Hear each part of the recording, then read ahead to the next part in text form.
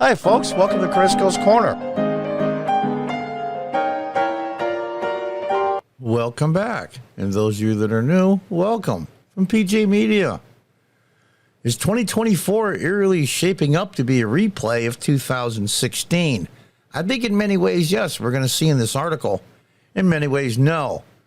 Both have President Trump and President Biden both have incumbency behind them in their presidency, whether it be negative or positive, depending on who you talk to. So they do have a record to run on.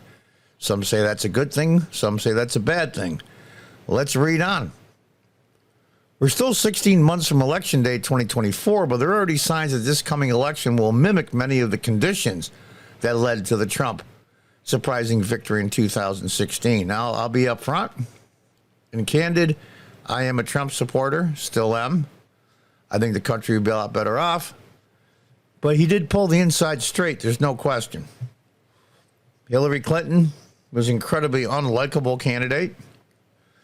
And they had a third party, the Green Party. We'll read about that in this article. Can he pull the inside straight again? Because Joe Biden is not exactly the most likable person either.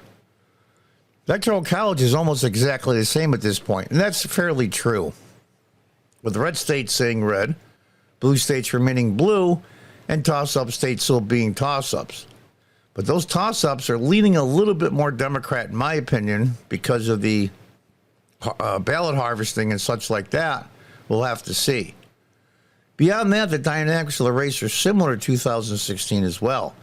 Both major candidates have approval ratings underwater, and there's great dissatisfaction with the major party choices. That's also true. This could lead to a third-party candidate drawing more votes away from one candidate in critical states to hand electoral college to either Trump or Biden. In 2016, Green Party candidate Jill Stein won only a little over 1% of the vote nationwide, but her totals in battleground states, Michigan, Pennsylvania, and Wisconsin, the three decisive states Trump flipped that year, exceeded Trump's winning margin over Clinton. Now, I will say up front, what I can tell from the Electoral College, if President Trump does not win Pennsylvania, he can't win. This is what's giving Democrats acid reflux and keeps them up at night. Well, that's one of the reasons, probably reason number 10 out of 10. Number one reason is the candidate they have. Now, I want to say up front before we continue on, I do not believe that President Biden will be the Democrat candidate next year for president. It's either going to be Gavin Newsom or Hakeem Jeffries. That's just my pick. And early next year, when Biden drops out, giving all the reasons why he's doing it for the country and all the other BS, you're going to see a flood of Democrats. Maybe we'll get us to Swalwell for president again. Maybe he's got to have a whole storage locker filled with Swalwell for president lawn signs and bumper stickers and such. Maybe he's got them in storage and he can reuse them again. But I digress. This year, the Green Party is set to upend the race again. Philosopher and activist Cornel West is running for the nomination of the Greens, and no one is doubting that if he's going to pull votes from any candidate, it will be Biden. West has a vast name recognition and the media loves him. He's always good for an incendiary quote now and then. That's true. He's as far left as they come. He is the communist candidate. Let's just cut through it. And I got to tell you, though, he's fascinating to listen to. He doesn't give a good damn. He's like the far progressive left's socialist version of Trump. He'll just say anything. Well, I think you'll think Biden contributed to a crime against humanity when he became the architect of mass incarceration regime in the 1990s. The former Harvard professor told the New York Post in an interview published Saturday, West was referring to the Violent Crime Control and Law Enforcement Act, which then Senator Biden of Delaware sponsored in 1994, that earmarked billions of dollars for prisons and the hiring of thousands of new police. So did Bill and Hillary Clinton.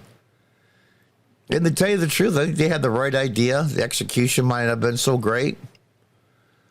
I've taught in prison for 41 years, and the level of barbarity in our prisons has something to do with that crime bill that Biden put forward. I'm not so sure there's a connection, but I'm not going to defend Biden here. West is a loose cannon. West also said the quiet part out loud. It's very clear that his cognitive powers are in decline. Yeah, that's why the Democrats, Italian, all these Italians out there know, it gives the Democrats agita.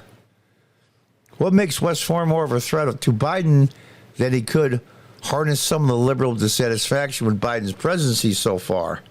Believe it or not, as much as independents, moderates, and conservative and right-leaning people think Biden is too far left, the left thinks he's not nearly left enough. Damned if you do, damned if you don't, but that's a situation created by the Democrats. David Axelrod, former President Barack Obama's chief strategist, was similarly worried. In 2016, the Green Party played an outsized role in tipping the election of Donald Trump. Yes, it was a major factor. But Hillary Clinton being the candidate was also a major factor. Now with Cornel West as their likely nominee, they could easily do it again. Well, all I can say to that is, yeah. Go Professor West, go Professor West. I kid around, but even if his national vote total doesn't rise much above 1%, West showing in key battleground states like Michigan and Pennsylvania could tip the race to Trump. That's true. The other third-party threat comes from the possibility that the No Labels Party, that's an interesting concept. You can look that up, will field their own candidate. Joe Manchin will headline an event in New Hampshire this week and is being prominently mentioned as a possible No Labels candidate for president. So we're going to have a No Labels candidate. You're going to have a Green Party candidate, a Democrat candidate, and a Republican candidate. Conventional wisdom says that Manchin would draw more votes from Trump. That's probably technically true. That may be so, but it's not how many votes Manchin takes from Trump. It's the states where he takes these votes. Yeah, there you go. And don't forget, Manchin is a prominent Democrat and has been for 40 years. The radical left may have given Manchin the back of its hand, but other Democrats might give him a look. Now, I am not an expert on presidential politics by any means. If Manchin does enter the race, will disaffected Democrats, in other words, Democrat like I used to be in the early 2000s when I was a local elected official here in upstate New York, no longer a Democrat. Manchin candidacy 20 years ago for me would have been very appealing. But other Democrats might give him a look. In a close race in a battleground state, Manchin might pull enough Democrat votes from Biden to give a state or two to Trump. And that's all he needs. The Electoral College still favors Republicans despite the Democrats' big state advantage. I'm not so sure. I think it does favor Republicans, but just by a hair's breadth. That ballot harvesting and mail-in ballots is a tough nut. Taking Manchin and West together, it's easy to see why the Biden campaign is so stressed about a third-party candidate. Now, the question is, we all know Cornel West would pull votes from Biden. There's no question. I don't think there's any decent independent or right-leaning conservative person that would vote for Cornel West. And let's get that straight all together. So every vote he gets is very much like Green Party votes. Now, what about Manchin? Will Manchin pull Republican votes? Yeah, maybe the Republican Trump derangement syndrome people, maybe, but they can't bring themselves to do it in the key states. Pennsylvania, Wisconsin, Michigan, those are all the so-called Rust Belt states that have been decimated because of trade deals and things that the feds have done, and Democrats mostly have done. So I'm not so sure. What do you guys think? This is going to be interesting. We are living in historical times, as crazy as it is.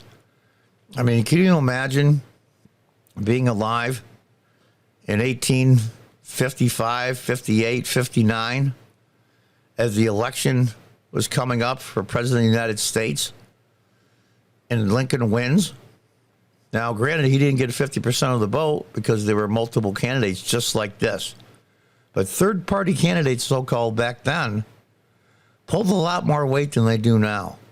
Now you'll see a National Green Party candidate get less than 1% or 1% of the total vote. Back then, it was 8, 10, 15, 20, some cases more. You had 3, 4-way races. And if I remember from the Constitution, a presidential candidate has to get at least 40% of the popular vote or it goes to the House. And we use the example of John Quincy Adams and Andrew Jackson, who was the 6th president of the United States, basically had less popular votes and less electoral votes. But when it went to the House for ratification to pick one, Adams made a deal with some of the congressmen, and that really infuriated the Andrew Jackson people, and Jackson won the next presidential cycle. We're going to have to see. Is that going to be somewhat of a replay of then? Of the late 1850s election? I'm not saying that either one of these is Lincoln. I'm just using the historical significance of it. We live in interesting times, and for political junkies like myself and millions of others, it's going to be fascinating, and it's going to be crazy, because now Twitter does not belong to the progressive left. That's going to change everything, especially for the younger people. Boy, oh boy, I'll tell you, we're going to have to see. Until next time, God bless, goodbye, and good luck.